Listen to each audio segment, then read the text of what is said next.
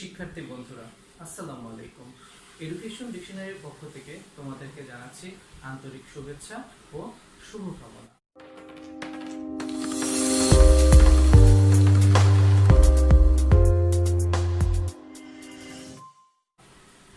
In my previous class আমি আলোচনা করেছিলাম নবম দশম শ্রেণীর ফাইন্যান্সের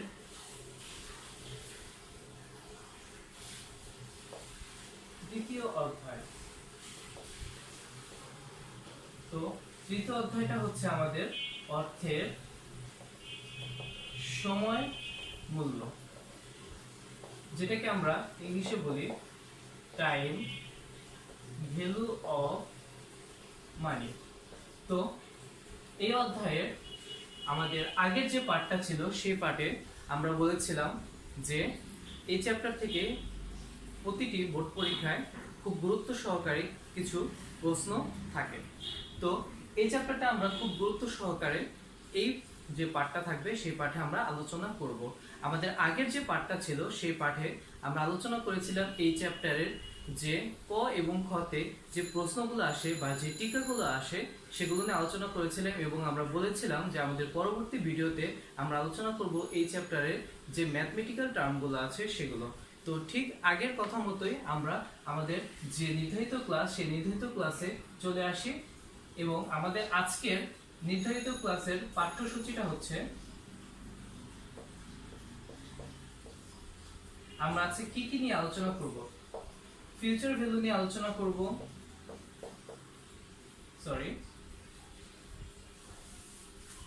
তো আজকের পাঠ্যসূচিতে আমাদের আলোচ্য যে বিষয়টা সেই বিষয়টা হচ্ছে আমরা প্রথমে ফিউচার ভ্যালু নিয়ে আলোচনা করব, প্রেজেন্ট ভ্যালু নিয়ে আলোচনা করব, EAR নিয়ে আলোচনা করব। তো এখানে শুধুমাত্র আলোচনায় নয়, আমরা এই চ্যাপ্টার থেকে কিভাবে এই তিনটি সূত্র দিয়ে অঙ্কগুলো করা হচ্ছে সেগুলো নিয়ে আমরা আলোচনা করব। শিক্ষার্থী বন্ধুরা, তোমাদের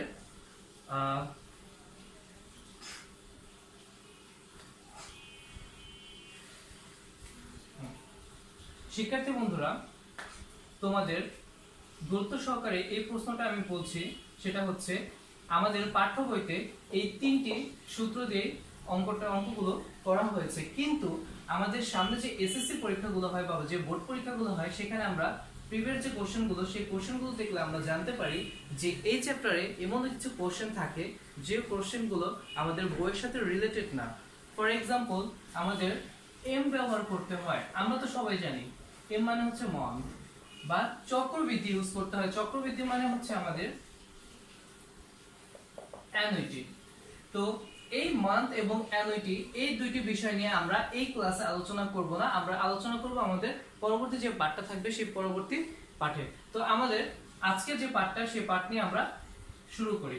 আমাদের আজকের পাঠে আমি আবার বলে দিচ্ছি, আমাদের আজকের পাঠের বিষয়সূচি হচ্ছে আমরা ফিউচার ভ্যালু নিয়ে আলোচনা করব, প্রেজেন্ট ভ্যালু নিয়ে আলোচনা করব, EAR নিয়ে আলোচনা করব।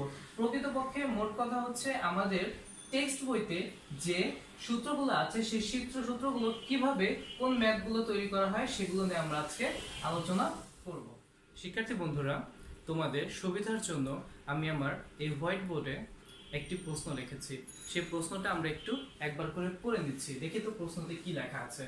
এখানে বলা আছে, জনাব আলিম সাহেব একটি বাণিজ্যিক ব্যাংকের 6 বছরের টাকা দ্বিগুণ হওয়ার পলিসিতে 2 লক্ষ টাকা জমা রাখতে গিয়ে তার বন্ধুর পরামর্শে ব্যাংকে না রেখে 13% মুনাফায় একই মেয়াদি সঞ্চয়পত্র ক্রয় করেন। এখানে আমি হ্যাশট্যাগ দিয়ে দিয়েছি ভবিষ্যৎ মূল্য নির্ণয় করো। তোমাদের সুবিধার্থে আমি একটু বলে নেই, তোমাদের এই যে কোশ্চেনটা এখানে লেখা আছে এই কোশ্চেনটা কিন্তু তোমাদের টেক্সট বই থেকে নেওয়া হয়েছে। তো একই সাথে তোমাদের টেক্সট বইয়েরও একটি সৃজনশীল এখানে শেষ হয়ে যাচ্ছে। তো এই প্রশ্নটা আমি আরেকবার তোমাদের সুবিধার জন্য করি। এখন তোমরা একটু মনোযোগ দিয়ে শুনবে যে তোমরা কিভাবে এখন তোমরা একটু মনোযোগ দিয়ে শুনবে যে এই টেক্সট বইয়ের যে কোশ্চেনটা আছে সেই কোশ্চেনটা আমরা কিভাবে সলভ করব। তো তোমাদের সুবিধার জন্য আমি আরেকবার এই কোশ্চেনটা পড়ে এখন কি লিখবো, এখন হচ্ছে আমরা সূত্র লিখবো যে এইখান থেকে কি কি সূত্রগুলো আমরা বের করতে পারছি। তো এখানে আবার আমরা পড়ি, জনাব আলিম সাহেব একটি বাণিজ্যিক ব্যাংকের 6 বছরের টাকা, ওকে 6 বছরের টাকা, তো 6 বছর সেটা হচ্ছে আমাদের কি আমাদের সূত্রে আমরা পেয়েছি n হচ্ছে 6 বছর। n মানে কি আমরা জানি, আবার লিখছি আমরা n মানে হচ্ছে নাম্বার অফ ইয়ার। n মানে হচ্ছে নাম্বার অফ ইয়ার। টাকা দ্বিগুণ হওয়ার পলিসিতে 2 লক্ষ টাকা জমা রাখতে, তো 2 লক্ষ টাকা জমা রাখতে গিয়ে এই জিনিসটা একটু তোমরা ভালো করে বুঝো। এখানে বলছি আমি 2 লক্ষ টাকা জমা রাখতে গিয়ে, তো আমি কিন্তু এখানে বলছি না যে 2 লক্ষ টাকা জমা রাখবে। যদি আমি এখানে এই কথাটা লিখতাম রাখবে, তাহলে এটা কি আমাদের ভবিষ্যৎ বোঝাতো, কারণ সেটা তো এখন রাখেনি। আমরা তো কি জানি রেখেছিল, রাখবে, এটা হচ্ছে রেখেছিল, সেটা হচ্ছে অতীতকাল, রাখবে এখনো রাখেনি, সেটা হচ্ছে ভবিষ্যৎকাল। তো এখানে আমি কথা বলেছি যে রাখতে গিয়ে, সো আমরা সাধারণভাবে এটা বুঝতে পারি যে সে আজকে টাকাটা রেখেছে। যদি আজকে টাকাটা রাখে সে, তাহলে এই 2 লক্ষ টাকাটা আমাদের পিভি। আমরা কি জানি পিভি মানে হচ্ছে প্রেজেন্ট ভ্যালু। ওকে, তো রাখতে গিয়ে তার বন্ধুর পরামর্শে ব্যাংকে টাকা না রেখে 13% মুনাফায়, তো 13%, সেই 13%টা কি অবশ্যই আমাদের ইন্টারেস্ট রেট। তো এই 13% কে আমরা এখানে যদি শতকরা করি, এখানে 100 দিয়ে 13 কে ভাগ করা হয়, বা এখানে কি হবে 0.13। তোমরা যদি এটা নাও পারো, তোমাদের দেখা যায় সায়েন্টিফিক ক্যালকুলেটরে এই মানটা খুব ইজিলি পার্সেন্ট করা যায়। তো আইটা মানে কি বলছে এখানে, আইটা বলতে এখানে ইন্টারেস্ট রেট কে বোঝানো হচ্ছে। তো আমরা এই প্রশ্ন থেকে এই টার্মগুলো আমরা পেয়ে গেছি। তো এখানে আমরা নাম্বার অফ ইয়ার পেয়ে গেলাম, প্রেজেন্ট ভ্যালু পেয়ে গেলাম, ইন্টারেস্ট রেট পেয়ে গেলাম। তাহলে সাধারণভাবে আমরা কি বুঝতে পারি, আমাদের এখানে নাই কে, এখানে আমাদের নাই, সেটা হচ্ছে ফিউচার ভ্যালু। অবশ্যই আমাদের ফিউচার ভ্যালুটা বের করতে হবে। দেখেছো আমরা ইজিলি কিন্তু বের করে ফেলেছি প্রশ্ন ধরে ধরে। তো অনেক সময় অনেকে বলে যে এটাকে সুন্দর করে সাজিয়ে লিখতে হয়, না, এরকম কোনো নিয়ম আমাদের বলা নেই যে এটাকে সুন্দর করে সাজিয়ে লিখতে হবে। তোমাদের সুবিধার্থে তোমরা কি করবে জানো, যখন এটা প্রশ্নটা উত্তর দেবে তখন এটা প্রতিটা লাইন টু লাইন পড়ে সেই লাইনের মধ্যে যা যা বলা আছে তাই তাই দিয়ে প্রথমে শুরু করবে। তো আমরা এই অঙ্কটা এখন কিভাবে প্রয়োগ করব সেই প্রয়োগে ফিরে আসি। তো এখানে আমরা জানি, আমরা কি জানি, আমরা জানি যে ফিউচার ভ্যালুর সূত্রটা, হ্যাঁ ফিউচার ভ্যালুর সূত্র হচ্ছে ফিউচার ভ্যালু ইকুয়াল, আচ্ছা এখানে মনে হয় আমাদের জায়গাটা কম হবে, তো আমরা এখান থেকে শুরু করি। আমরা জানি future value equal present value 1 plus i by, তো আমরা এই অঙ্কের মধ্যে আমরা কি পেয়েছি, n পেয়ে গিয়েছি, প্রেজেন্ট ভ্যালু পেয়ে গিয়েছি, i পেয়ে গেছি। তো আমাদের এই অঙ্কে নাই কি, এই অঙ্কে আমাদের নাই হচ্ছে, সেটা হচ্ছে ফিউচার ভ্যালু। তো আমরা এই অঙ্কে ফিউচার ভ্যালুটা বের করব। তো আমরা কি জানি, আমরা জানি future value equal present value 1 plus i by n। Okay, আমরা এই সূত্রে প্রয়োগ করলাম। তো আমরা এই সূত্রগুলো আবার বলছি, এই সূত্রগুলো কিভাবে করলাম, এই সূত্রগুলো এরকম কিন্তু কোনো নিয়ম নেই যে এই সূত্রগুলো সুন্দর করে যে আগে প্রেজেন্ট ভ্যালু বের করতে হবে, পরে নাম্বার অফ ইয়ার বের করতে হবে, ইন্টারেস্ট বের করতে হবে, তারপরে যা দরকার সেটা বের করতে হবে। নো, এরকম কোনো নিয়ম আমাদের বলা নেই। আমাদের অবশ্যই কি করতে হবে, তোমাদের সুবিধার্থে আমরা টেক্সট বইয়ের বা বোর্ড বইয়ের বা যখনই এই কোশ্চেনগুলো থাকবে তখন আমরা প্রতিটা কোশ্চেন লাইন টু লাইন পড়বো, সেই লাইন টু লাইনে যা যা দেওয়া আছে তাই তাই দিয়ে আমরা অঙ্কগুলো শুরু করব, তাহলে তোমাদের অনেকটা ইজি হবে। তো আমরা আমাদের অঙ্কে ফিরে আসি। এখানে আমরা সূত্র লিখেছি future value equal present value 1 plus i by n। আমাদের আগের যে ভিডিওটা ছিল সেই ভিডিওতে আমি এই সূত্রগুলো সুন্দর করে স্লাইড আকারে প্রদর্শন করেছি। তোমরা যদি না দেখে থাকো তো ওই পূর্বের ভিডিওটা দেখে তোমরা একটু এনশিওর হয়ে যাবে। তো আমরা অঙ্কে আসি। তো এখানে আমাদের অঙ্কে তাহলে ফিউচার ভ্যালু আমাদের নেই, তো ফিউচার ভ্যালু আমাদের বের করতে হবে। তো প্রেজেন্ট ভ্যালু কত আছে, প্রেজেন্ট ভ্যালু আছে হচ্ছে 2 লক্ষ টাকা। তো আমি আবার বলছি, আমি কিন্তু এখানে বলেছিলাম যদি আমরা এই অঙ্কটাকে যদি আমরা বাংলায় করতে চাই তাহলে সম্পূর্ণ বাংলায় লিখতে হবে, যদি আমরা ইংলিশে করতে চাই তাহলে সম্পূর্ণ ইংলিশে করতে হবে। তো আমি যেহেতু ইংলিশ দিয়ে শুরু করেছি তো আমি ইংলিশ দিয়ে এখানে শেষ করতে চাচ্ছি। তো তোমরা কি করবে, বাংলায় করতে পারো, ইংলিশে করতে পারো, ঠিক আছে। এখানে যে 6 বছরটা আছে সেই 6 বছরটাকে আমরা কি করব, এখানে 6 লিখছি। আর এখানে যে 13% আছে সেই 13%টাকে আমরা এখানে কি করব, এখানে 13% করছি ঠিক আগের মতোই। এখানে 13, এখানে হচ্ছে 100, এখানে হচ্ছে 0.13। ওকে, আমি অঙ্কটা কি করলাম সম্পূর্ণ ইংলিশে কনভার্ট করে দিলাম, ঠিক আছে। আমি আবার বলছি, যদি আমরা এই অঙ্কটাকে যদি বাংলায় করতে চাই তাহলে অবশ্যই এখানে সব বাংলায় লিখতে হবে, প্লাস এখানে সূত্রটাও বাংলায় ব্যবহার করতে হবে। যদি আমি ইংলিশে করতে চাই তাহলে অবশ্যই এখানে ইংলিশ লিখতে হবে এবং অবশ্যই এখানে সূত্রটাও ইংলিশে আসবে। Bangla to English, English to Bangla একসাথে মেলানো যাবে না, তাহলে কিন্তু তোমাদের মার্কস অনেক সময় কাটা যাবে। তো আমরা সূত্রে অঙ্কে ফিরে আসি। তো future value equal present value 1 plus i by n। Future value এখানে মান বের করতে হবে, তো ফিউচার ভ্যালুটাকে আমি এখানে সাইড করেছি। প্রেজেন্ট ভ্যালু মান হচ্ছে এখান থেকে নিলাম, সেটা হচ্ছে 2 লক্ষ টাকা। সূত্রের হচ্ছে 1, i এর মান হচ্ছে 13%, 0.13, আর হচ্ছে নাম্বার অফ ইয়ার হচ্ছে 6। তো এখন আমরা যদি এটা ক্যালকুলেশনে যাই, সেই ক্যালকুলেশনটা কিভাবে করতে হবে সেটা আমরা ভিডিওতে তোমাদেরকে বুঝিয়ে দেব।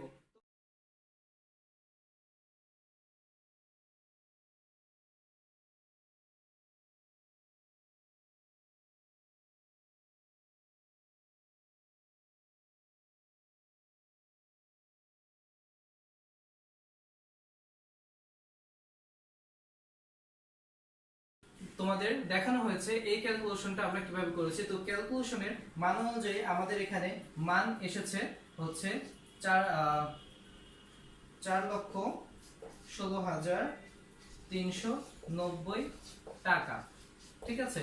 তো এটাই হচ্ছে আমাদের ফিউচার ভ্যালু নির্ণয় করার সূত্র, এটা হচ্ছে উত্তর।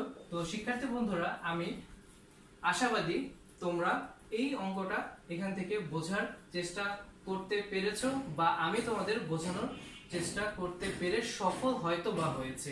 তো তারপরে যদি তোমরা এই অঙ্কে যদি কোনো রকম কোশ্চেন থাকে তোমরা অবশ্যই আমাদের কমেন্ট সেকশনে বুঝিয়ে দিবে বা কমেন্ট সেকশনে বলে দেবে। আমরা পরবর্তী ভিডিওতে তোমাদের এই কোশ্চেনগুলো উত্তর দিতে চেষ্টা করব।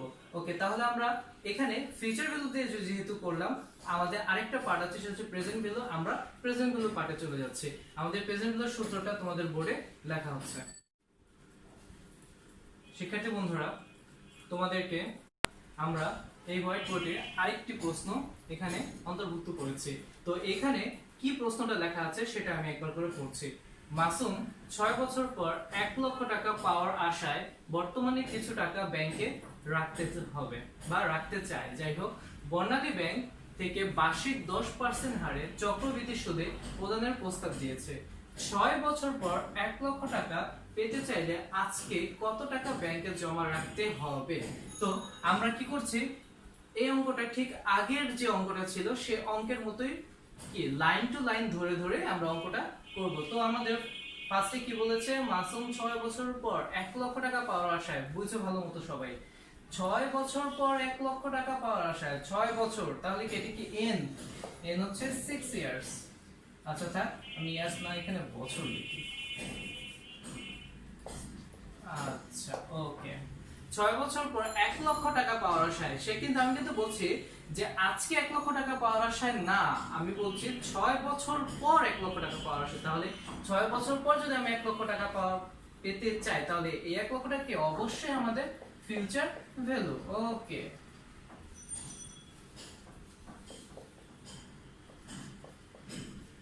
1 লক্ষ টাকা পাওয়ার আশায় বর্তমানে কিছু টাকা ব্যাংকে রাখতে চায়। বর্তমানে কত টাকা রাখবে সেটা কিন্তু এখানে বলা নেই।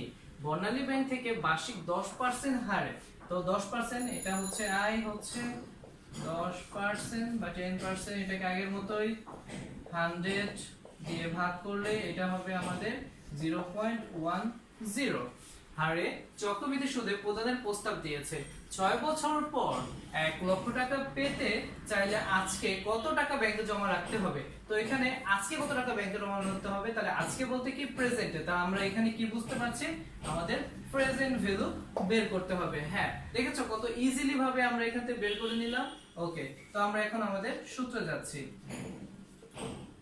আমরা জানি সূত্রটা হচ্ছে present value equal future value 1 plus i by n। তো আমরা এখানে ওইভাবে বসিয়ে দিচ্ছি। ফিউচার ভ্যালুর মান হচ্ছে 1 লক্ষ টাকা, প্রেজেন্ট ভ্যালু এখানে তো নেই, তো এখানে প্রেজেন্ট ভ্যালু বের করতে হবে। i হচ্ছে এখানে সূত্রের 1, i হচ্ছে 0.10, আর হচ্ছে নাম্বার অফ ইয়ার কত দিয়েছি 6। ঠিক আগের মতোই আমরা ভিডিওতে তোমাদের এই যে ক্যালকুলেশনটা সেই ক্যালকুলেশনটা দেখিয়ে দিচ্ছি।